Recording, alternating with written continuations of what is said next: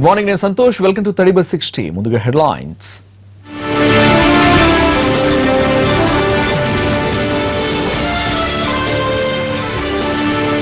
కర్నూలు ప్యాపిలిలో ఆటోను ఢీకొన్న లారీ, ముగ్గురు మృతి, 5గురికి తీవ్ర గాయాలు. డోన్ టోల్గేట్ వద్ద ప్రైవేట్ బస్సులో మంటలు, డ్రైవర్ అప్రమత్తతో ప్రయాణికులకు తప్పిన ముప్పు. 26 రోజులైనా తీరని నోటుపాట్లు, ఏటీఎంల ముందు రోజంతా క్యూల్లో జనం. ఇటు పోస్టాఫీసులు, అటు గోల్డ్ షాపులు, దొడ్డిదారి భాగవతాల భరతం పడుతున్న దర్యాప్తు సంస్థలు. జన్ధన్ ఖాతాల్లోని నల్లధనం పేదలకే, డిపాజిట్ చేసిన వాళ్లకు జైలేనంటూ మోదీ హెచ్చరిక. శాంటియాగోలో నేడు కాస్ట్రో అంత్యక్రియలు, కన్నీటి వీడ్కోలు పలికేందుకు పోటెత్తుతున్న జనం.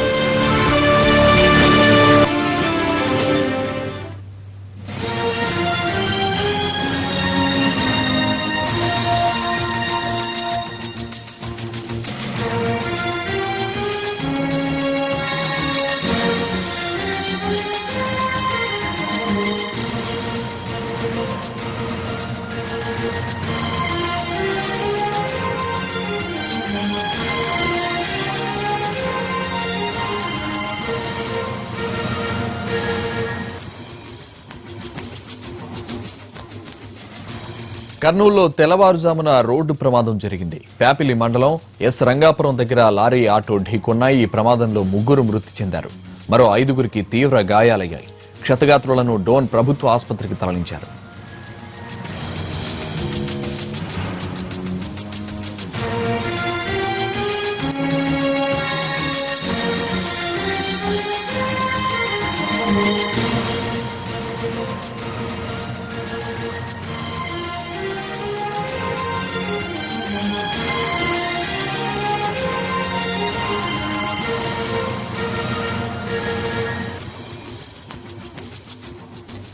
కర్నూలులో తెల్లవారుజామున రోడ్డు ప్రమాదం జరిగింది. ప్యాపిలి మండలం ఎస్ రంగాపురం దగ్గర లారీ, ఆటో ఢీకొన్నాయి. ఈ ప్రమాదంలో 3 మృతి చెందారు, మరో 5గురికి తీవ్ర గాయాలయ్యాయి. క్షతగాత్రులను డోన్ ప్రభుత్వ ఆసుపత్రికి తరలించారు. కర్నూలులో రోడ్డు ప్రమాదంపై పరిస్థితిని మా ప్రతినిధి చంద్ర అందిస్తారు. చంద్రశేఖర్, ప్రమాదం ఎలా జరిగింది, ఎంతమంది చనిపోయారు, గాయపడ్డ వారి పరిస్థితి ఎలా ఉంది ప్రస్తుతం? సంతోష్, ప్యాపిలి మండలం ఎన్ రంగాపురం దగ్గర అరుణాచలం ట్రాన్స్పోర్ట్ చెందిన లారీ, అలాగే ఆటో ఢీకొన్నాయి. వీళ్ళంతా కూడా వెంగళంపల్లి గ్రామానికి, ఈ గ్రామంలో ఈ ప్రమాదంలో 3 అక్కడికక్కడే మృతి చెందారు, మరో 5 మందికి తీవ్రంగా గాయాలయ్యాయి. మృతి చెందిన వారంతా కూడా వెంగళంపల్లి గ్రామానికి చెందినవారు. వీరంతా ఉదయమే కూలీ పనుల కోసం రైతు కూలీలు ఆటోలో వెళ్తుండగా ఈ ప్రమాదం జరిగింది. సిమెంట్ ను తరలిస్తున్న అరుణాచలం ట్రాన్స్పోర్ట్ లారీ ఆటోను ఢీకొంది. దీంతో అక్కడికక్కడే 3 చనిపోయారు. గాయపడ్డ వారి పరిస్థితి కూడా చాలా సీరియస్ గా ఉంది. వారిని డోన్ ప్రభుత్వ ఆసుపత్రికి తరలించారు. వారికి అక్కడ చికిత్స జరుగుతున్నారు. అయితే వాళ్ళ పరిస్థితి కూడా చాలా విషమంగా ఉంది. సంతోష్. Thank you Chandrasekhar.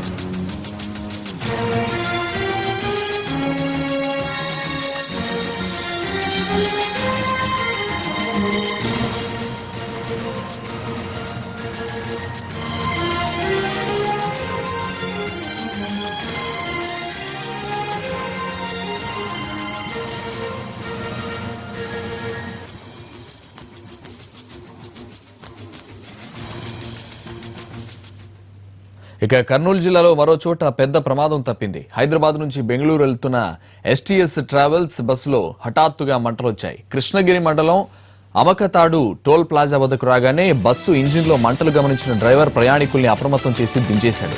ఆ తర్వాత మంటలు చెలరేగి బస్సు మొత్తం దగ్ధమైంది. డ్రైవర్ అప్రమత్తం కావడంతో పెను ప్రమాదం తప్పింది.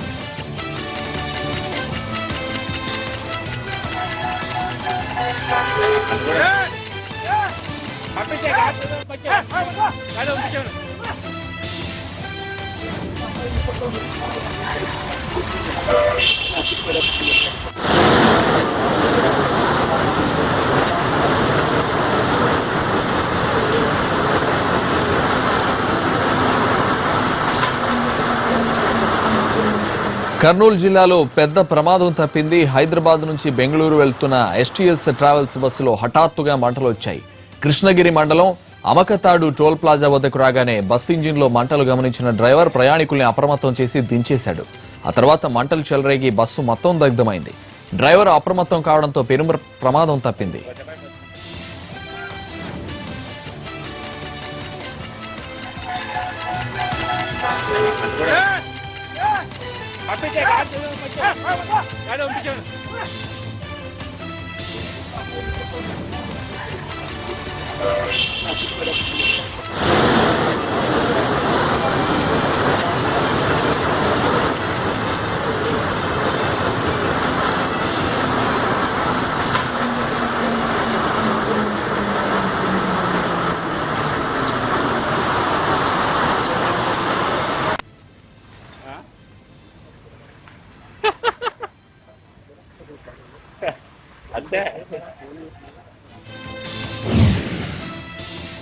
సామాన్యుల నోట్ల కష్టాలు తీరడం లేదు. నోట్లు రద్ద 26 రోజులవుతున్నా అవస్థలు తప్పడం లేదు. ఇప్పటికీ 80% బ్యాంకులు నో క్యాష్ బోర్డులు పెట్టాయి. ఇక ఏటీఎంల పరిస్థితి మరీ ఘోరం. దాదాపు చాలా ఏటీఎంలు ఇప్పటికీ తెరుచుకోలేదు. తెరుచుకున్న వాటిలో చాలా వరకు క్యాష్ లేదు. ఎక్కడో 1-2 ఏటీఎంలలో డబ్బులు వస్తున్నాయి. కానీ అక్కడ కిలోమీటర్ల కొద్దీ క్యూలుండడంతో జీతం ఎలా విత్డ్రా చేసుకోవాలంటూ ప్రశ్నిస్తున్నారు ప్రజలు. నగదు కొరత లేదని ఆర్బీఐ ప్రకటిస్తోంది. కానీ క్షేత్రస్థాయిలో పరిస్థితి వేరేలా ఉంది.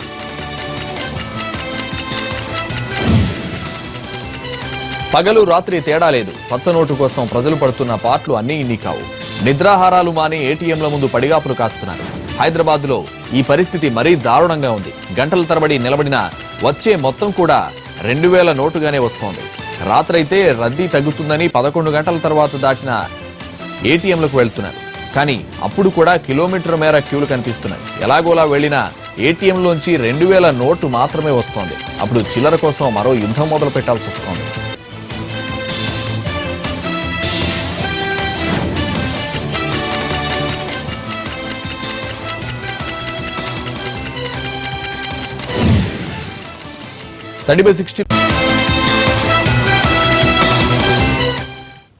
Action news. నోట్ల రద్దుపై విపక్షాలు చేస్తున్న రాద్ధాంతాన్ని తిప్పికొట్టే యత్నం చేశారు ప్రధాని మోదీ. ఉత్తరప్రదేశ్లోని మొరాదాబాద్ లో నిర్వహించిన బీజేపీ పరివర్తన ర్యాలీలో పాల్గొన్న మోదీ నోట్ల రద్దుతో మొదలైన క్యూ భవిష్యత్తులో అన్ని క్యూలకు ఫుల్ స్టాప్ పెట్టబోతోందన్నారు. ఇన్నాళ్లు పేదల వైపు కన్నెత్తి కూడా చూడని పెద్దోళ్లు జన్ధన్ ఖాతాల పుణ్యమా అని వారిళ్ల చుట్టూ ప్రదక్షిణలు చేస్తున్నారంటూ సెటైర్లేశారు. దేశం పేదరికం నిర్మూలించడమే తన లక్ష్యమన్న ఆయన అవినీతిపై పోరాటం చేయడమే తప్ప అని ప్రశ్నించారు. జన్ధన్ అకౌంట్లో జమైన మొత్తం మీదేనంటూ బంపర్ ఆఫర్ ఇచ్చారు ప్రధాని మోదీ. అకౌంట్లలో ఎవరన్నా నల్లధనం జమ చేస్తే వెనక్కి ₹1 కూడా ఇవ్వొద్దంటూ భారతీయులకు విజ్ఞప్తి చేశారు.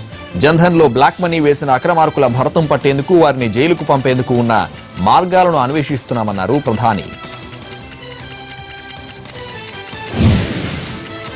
నోట్లు రద్దై 25 రోజులైనా ఇంకా నగదు కొరత వేధిస్తుండటంతో మేడ్చల్ జిల్లాలో ప్రజలు తీవ్ర ఇక్కట్లు పడుతున్నారు. జిల్లాలోని బోడుపల్, ఫిర్జాద్గూడ, ఘట్కేసర్ తదితర ప్రాంతాల్లోని బ్యాంకుల్లో నగదు లేకపోవడంతో అధికారులు చేతులెత్తేస్తున్నారు. తెల్లవారుజామునే క్యూ కట్టి సాయంత్రం వరకు ఉన్న నగదు దక్కకపోవడంతో ఖాతాదారులు బ్యాంక్ అధికారులపై తీవ్రస్థాయిలో మండిపడుతున్నారు.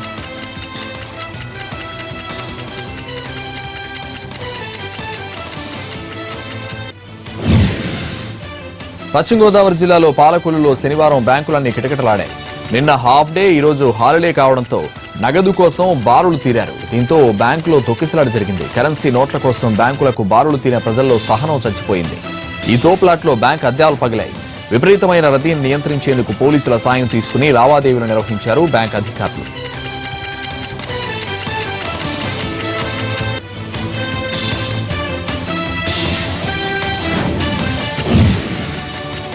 టోల్ ప్లాజాల వద్ద వాహనాలు బారులు తీరుతున్నాయి. 3 వారాల తర్వాత టోల్ ఫీజు వసూలుకు గ్రీన్ సిగ్నల్ ఇవ్వడంతో దేశవ్యాప్తంగా డ్రైవర్లకు కష్టాలు ఆరంభమయ్యాయి. టోల్ ఫీజు చెల్లించేందుకు చిల్లర నోట్లు లేక అవస్థలు పడుతున్నారు వాహనదారులు. పెద్ద నోట్లు తీసుకోవడానికి టోల్ ప్లాజాల సిబ్బంది నిరాకరిస్తున్నారు. దీంతో వాగ్వాదాలు, ఘర్షణలు జరుగుతున్నాయి. టోల్ ట్యాక్స్ 200 రూపాయలు దాటితేనే పాత 500 నోటు తీసుకుంటామని చెబుతుండటంతో చిల్లర ఇచ్చేదెలా అని ఆవేదన వ్యక్తం చేస్తున్నారు వాహనదారులు.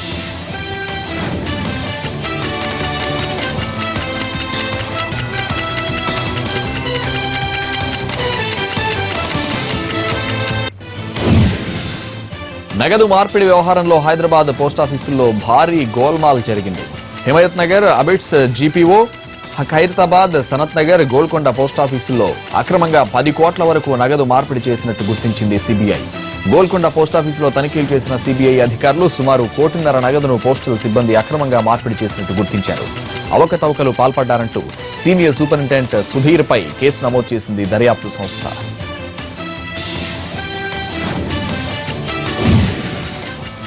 పెద్ద నోట్ల రద్దు తర్వాత భారీగా బంగారం కొనుగోలు జరగడంతో ఆదాయపు పన్ను శాఖాధికారులు కొరడా జలిపిస్తున్నారు. జ్యువెలరీ షాపుల్లో విస్తృతంగా తనిఖీలు చేస్తున్నారు. రద్దు చేసిన 500, 1000 నోట్లతో హైదరాబాద్లోని జ్యువెలరీ షాపుల్లో భారీగా విక్రయాలు జరిగినట్లు నిర్ధారణకు వచ్చిన ఐటీ అధికారులు దాడులకు దిగారు. నగరంలోని ప్రముఖ జ్యువెలరీ షాపుల్లో నవంబర్ 8 నుంచి 11వ తేదీ వరకు జరిగిన లావాదేవీలను పరిశీలించారు.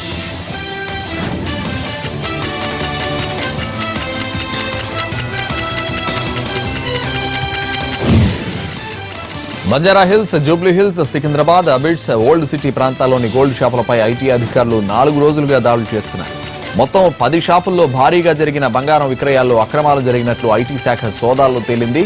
ఓ షాపులో 3 రోజుల వ్యవధిలోనే 100 కోట్ల రూపాయలకు పైగా విలువ చేసే బంగారం విక్రయించినట్లు తేలింది. సీసీటీవీ ఫుటేజ్లను సేకరించి భారీగా గోల్డ్ కొనుగోలు చేసిన వ్యక్తుల వివరాలు సేకరించారు. బంగారం విక్రయాలతో వచ్చిన నగదును బ్యాంకుల్లో డిపాజిట్ చేసినట్లు పక్కా ఆధారాలు సేకరించి 10 జ్యువెలరీ షాపుల యజమానులపై కేసులు నమోదు చేశారు.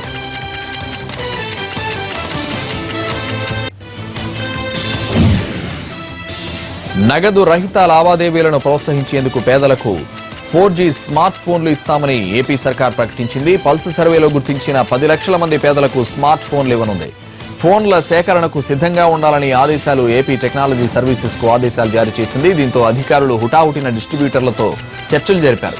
500 కోట్ల బడ్జెట్తో ఫోన్లు కొనాలనుకోవడంపై భిన్నాభిప్రాయాలు వ్యక్తమవుతున్నాయి. ఐడిఎస్ పథకం కింద 13,860 కోట్ల రూపాయల నల్లధనం వెల్లడించి అదృశ్యమైన మహేష్ షాను అహ్మదాబాద్ లో అరెస్ట్ చేశారు పోలీసులు. తనపై వస్తున్న ఆరోపణలపై మీడియా సమక్షంలో వివరణ ఇచ్చేందుకు వచ్చిన మహేష్ ను నాటకీయ పరిణామాల మధ్య అదుపులోకి తీసుకున్నారు పోలీసులు. తాను పారిపోలేదని, ఈ వ్యవహారంలో తన కుటుంబీకులను ఇరికించొద్దని వేడుకున్న ఆయన నల్లధనం తనది కాదని తేల్చి చెప్పాడు. అయితే అంత డబ్బు ఎక్కడిదనేది ఇన్కమ్ ట్యాక్స్ అధికారులకు చెబుతానన్నాడు.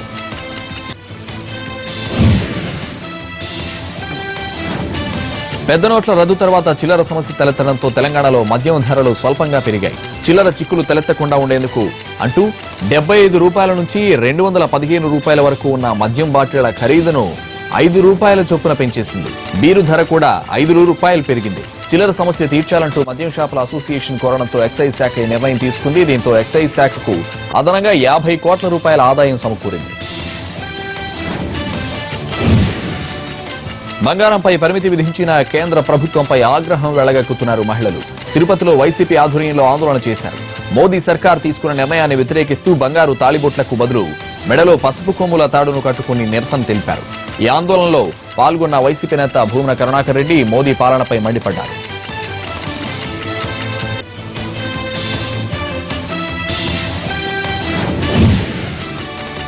రాష్ట్రం ఎదుర్కొంటున్న సమస్యలు, అమరావతి అభివృద్ధిపై లీడర్షిప్ సమిట్ లో వివరించారన్నారు ఏపీ సీఎం చంద్రబాబు. ఢిల్లీలో జరిగిన హిందుస్థాన్ టైమ్స్ లీడర్షిప్ సమిట్ లో చంద్రబాబు పాల్గొన్నారు. ఏపీలో పెట్టుబడులు పెట్టేందుకు ఉన్న అవకాశాలను వివరించారు. ఇలాంటి సమిట్లు రాష్ట్ర అభివృద్ధికి ఉపయోగపడతాయన్నారు చంద్రబాబు. తెలంగాణ సీఎం కేసీఆర్ తో తనకు ఎలాంటి విభేదాలు లేవన్నారు ఆంధ్రప్రదేశ్ సీఎం చంద్రబాబు. కేసీఆర్ తన సహచరుడన్న బాబు తెలంగాణ సర్కార్తో కలిసిమెలిసి పనిచేసేందుకు సిద్ధంగా ఉన్నామన్నారు. ఢిల్లీలో జరిగిన లీడర్షిప్ సదస్సులో కేసీఆర్తో తనకున్న సాన్నిహిత్యంపై మాట్లాడారు. ఏపీ ప్రస్తుతం మిగులు విద్యుత్ రాష్ట్రంగా ఉందన్నారు.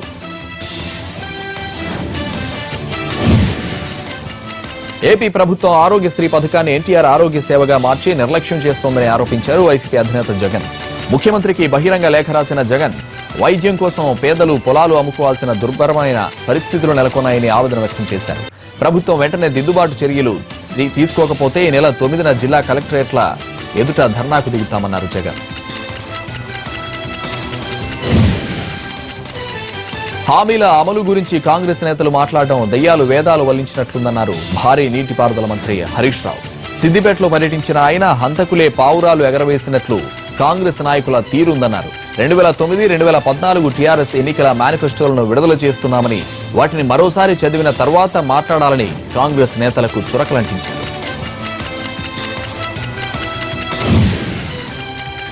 భారతదేశ సంస్కృతి సాంప్రదాయాలు గొప్పవన్నారు కేంద్ర మంత్రి వెంకయ్య నాయుడు. హైదరాబాద్లోని ఓబులెడ్డి స్కూల్ వార్షికోత్సవానికి ముఖ్య అతిథిగా హాజరయ్యారు వెంకయ్య నాయుడు.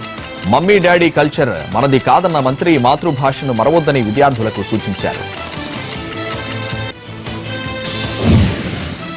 ఢిల్లీలోని లీడర్షిప్ సమిట్ లో పాల్గొన్న సీఎం చంద్రబాబును మాజీ క్రికెటర్ సచిన్ కలిసి పలు అంశాలపై చర్చించారు. పావు గంట సేపు జరిగిన భేటీలో దత్తత గ్రామం పుట్టంరాజు కండ్రిగలో అభివృద్ధి పనులను సీఎంకు వివరించారు సచిన్. గ్రామాభివృద్ధికి ప్రభుత్వం కూడా పూర్తి స్థాయిలో సహకరిస్తుందని హామీ ఇచ్చారు చంద్రబాబు. ఏపీలో ఫైబర్ గ్రిడ్ ప్రాజెక్టు ద్వారా ₹149కే కేబుల్, ఇంటర్నెట్, ఫోన్ సౌకర్యం కల్పిస్తున్నట్లు సచిన్ కు వివరించారు Chandrababu.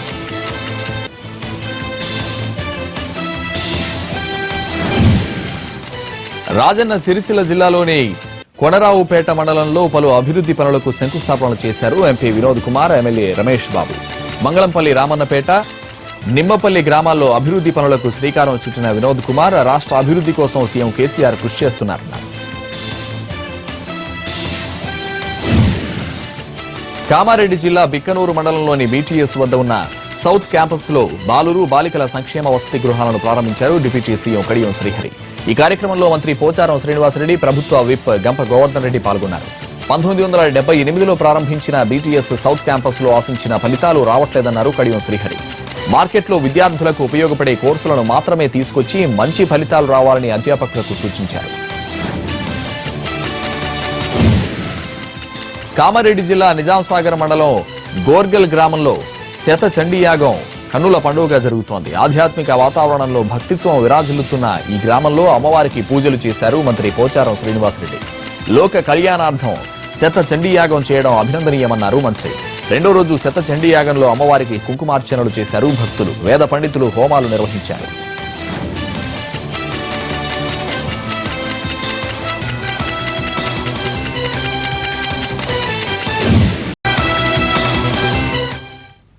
Back to news. Cinema సీన్ల పేరుతో వివాదాలు పెంచుకునేంత మూర్ఖులెవరూ లేరన్నారు దర్శకుడు రామ్ గోపాల్ వర్మ. వంగవీటి మూవీపై రంగా కుటుంబ సభ్యులతో చర్చించిన ఆయన తనకు నవ్వుతూ వార్నింగ్ ఇచ్చారన్నారు. అయినా వెనక్కి తగ్గేది లేదని స్పష్టం చేశాడు. ఓ ఫిల్మ్ మేకర్ గా తనకు స్వేచ్ఛ ఉందని, ఎట్టి పరిస్థితుల్లోనూ వెనక్కు తగ్గే ప్రసక్తే లేదని తేల్చి చెప్పాడు. వర్మతో చర్చలు సానుకూలంగా జరగలేదని చెప్పిన రంగా కుటుంబం తాము చేయాల్సింది చేస్తామని చెప్పారు. హైదరాబాద్ లో విల్లా మేరీ కాలేజ్ 25వ వార్షికోత్సవం ఉత్సాహభరిత వాతావరణంలో జరిగింది. ఈ సందర్భంగా నిర్వహించిన ది గ్రేట్ దాండియా ఫెస్టివల్ అదరగొట్టింది. సంప్రదాయ దుస్తుల్లో మెరిసిపోయిన విద్యార్థినులు నృత్యాలతో హోరెత్తించారు. తిరుచానూరు పద్మావతి అమ్మవారి కార్తీక బ్రహ్మోత్సవాలు నేటితో ముగియనున్నాయి. బ్రహ్మోత్సవాలలో అత్యంత కీలక ఘట్టమైన పంచతీర్థం కార్యక్రమానికి అన్ని ఏర్పాట్లు పూర్తి చేసింది టీటీడీ. ఇవాళ మధ్యాహ్నం అమ్మవారి జన్మస్థలం పద్మ సరోవరంలో జరిగే ఈ వేడుకకు తిరుమల శ్రీవారి ఆలయం నుంచి పసుపు, కుంకుమ, తీర్థ ప్రసాదాలతో పాటు పట్టు వస్త్రాలను తీసుకొస్తారు. పంచతీర్థం కార్యక్రమానికి సుమారు 5 లక్షల మంది భక్తులు వస్తారని అంచనా. 2,000 మంది పోలీసులు, టీటీడీ విజిలెన్స్ సిబ్బంది భద్రత పర్యవేక్షిస్తున్నారు.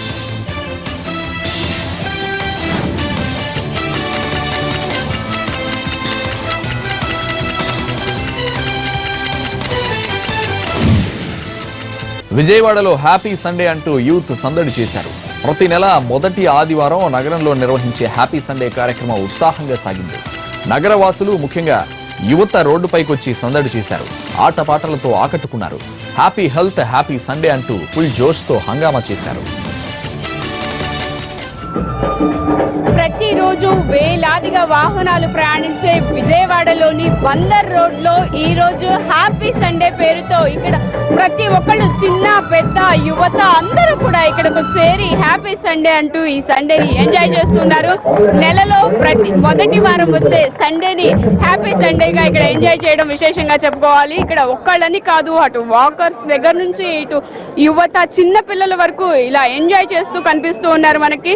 ఇక్కడ ప్రతి ఒక్క కళకి కూడా ఇంపార్టెన్స్ ఇస్తూ ఇప్పుడు పల్లె వాతావరణాన్ని ప్రతిబింబించేలా కూడా జానపద గీతాలతో అలరిస్తూ ఉన్నారు.